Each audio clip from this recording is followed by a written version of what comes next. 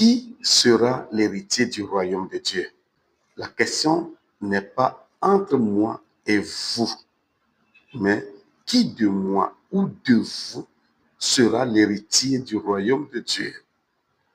Dans 1 Corinthiens au chapitre 15, verset 50, Paul dit, « Ce que je dis, frère, c'est que la chair et le sang n'héritera pas le royaume de Dieu. » Pourquoi?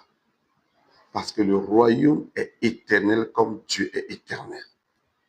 La Bible commence par « Au commencement, Dieu créa les cieux et la terre ».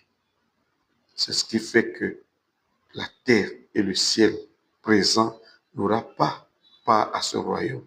Parce qu'ils ont un début, ils auront une fin. Lorsque Dieu créa l'homme, il forma l'homme de la poussière de la terre. Genèse au chapitre 2, verset 7. L'Éternel Dieu forma de la poussière de la terre et souffla un esprit de vie dans les narines de l'homme. Et l'homme devint une âme vivante ou un être vivant. La vraie personne, ce n'est pas le corps, ce n'est non plus l'âme. La vraie personne, c'est l'esprit qui est soufflé dans le corps. Et cet esprit vient du ciel et par conséquent, il est éternel.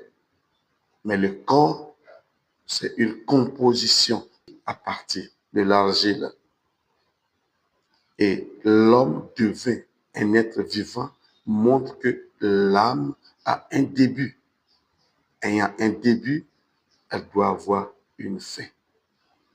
C'est ce qui explique le fait que l'apôtre nous dit que la chair et le sang ne peuvent hériter le royaume de Dieu parce qu'ils ne sont pas éternels, mais l'esprit qui a toujours existé en Dieu et qui a été soufflé dans le corps peut avoir accès à ce royaume de Dieu.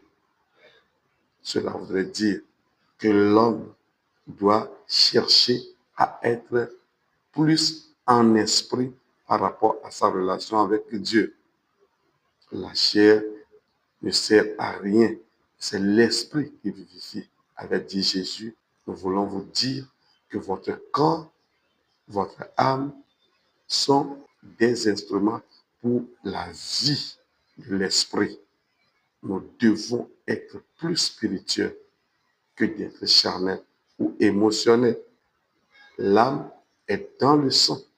Donc, en parlant du sang, l'apôtre veut parler clairement de l'âme. Votre chair n'héritera pas le royaume de Dieu.